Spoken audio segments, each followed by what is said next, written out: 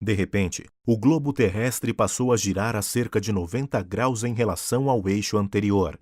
Isso evidentemente mexeu com o núcleo derretido e líquido do interior do planeta, modificando o campo magnético anterior e enlouquecendo os vulcões. Porém, a massa dos oceanos e mares continuou seu movimento anterior, sem obedecer à nova direção de rotação do globo, e se formaram duas enormes ondas, uma no Oceano Atlântico e outra no Pacífico, subindo em direção ao novo Polo Norte. Cálculos permitem estimar a altura das ondas em cerca de 3.000 metros, de tal forma que varreram todos os continentes, arrastando tudo o que se apresentava diante delas. Milhões de animais de todas as espécies foram deslocados, destroçados, mutilados e amassados em imensos cemitérios próximo ao norte da Sibéria, onde se encontraram as enormes ondas. A ilha de Ilhakov, naquela região, é totalmente desprovida de terra e inteiramente composta por ossos. Tudo isso aconteceu cerca de 12.500 anos atrás. A ciência sabe que quando um corpo rotante, num campo gravitacional, muda de polos, geralmente o sentido de sua rotação também se altera em 90 graus.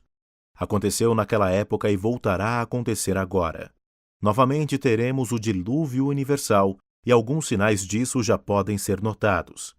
Por exemplo, entre 1963 e 1993, os desastres naturais aumentaram em mais de 400%.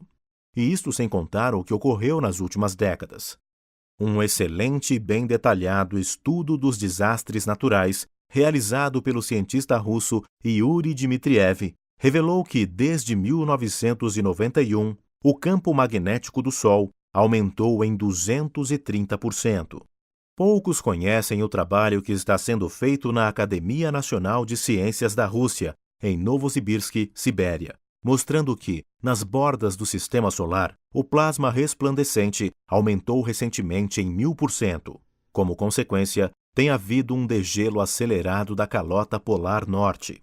Geralmente atribuído ao aquecimento global, na verdade, o degelo está acontecendo pela criminosa atividade conjunta das duas grandes potências, Estados Unidos e Rússia, com seus sistemas eletromagnéticos que mudam o clima em escala global, entre eles o HAARP e o Woodpecker, respectivamente. O que pretendem norte-americanos e russos é aumentar em 2 ou 3 graus a temperatura da Sibéria e do Alasca, na tentativa de permitirem o plantio e a colheita de trigo nestas regiões, além, é claro, de seu uso em questões militares e estratégicas. O desaparecimento total da calota polar desequilibrará o planeta, e isto conduzirá inevitavelmente à mudança de polos, espantosa catástrofe que poderá contribuir muito mais para reduzir a atual humanidade em 9/10.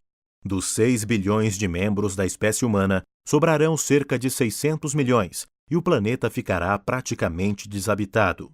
O novo Polo Norte se estabelecerá no Oceano Pacífico, a oeste da América do Sul, e o Polo Sul se fixará na Índia. O novo Equador da Terra passará a leste do Brasil, que fará parte da faixa temperada, como a maior parte da Europa e da África.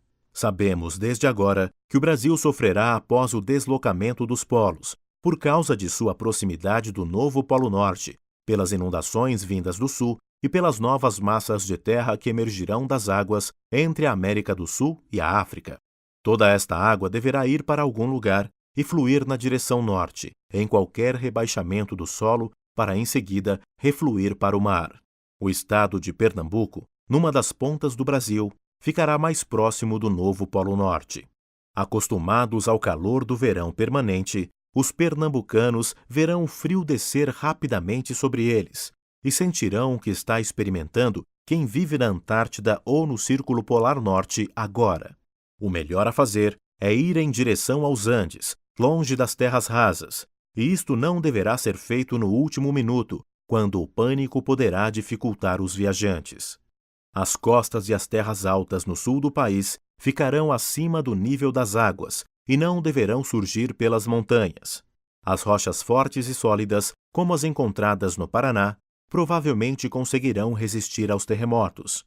Os que estão mais para o interior do país, acima da bacia do rio Amazonas, viverão chuvas torrenciais, mares enlameados e um clima mais moderado, pouco diferente do que estão acostumados. O estado de São Paulo estará em situação ideal, com clima temperado e acesso à pesca no oceano. Mas os que quiserem sobreviver deverão se dirigir às montanhas e aos lugares mais altos.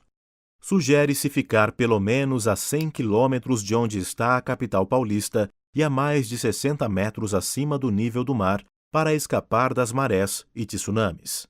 Ainda durante o deslocamento dos polos e a mudança global no planeta, o Oceano Pacífico ficará comprimido, porque a Antártida terá novas terras emergindo entre a América do Sul e o sul da África.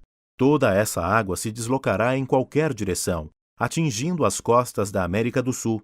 Sob pressão, a água atingirá níveis nunca vistos. Os que procurarem refúgio contra os ventos em ravinas encontrarão uma enorme parede de mar vinda das costas, e até os pontos mais altos e próximos verão a água chegando. Estima-se que em 14 de julho de 2013, a interação entre o Sol e Nibiru começará a diminuir, mas este continuará visível no céu como um grande cometa.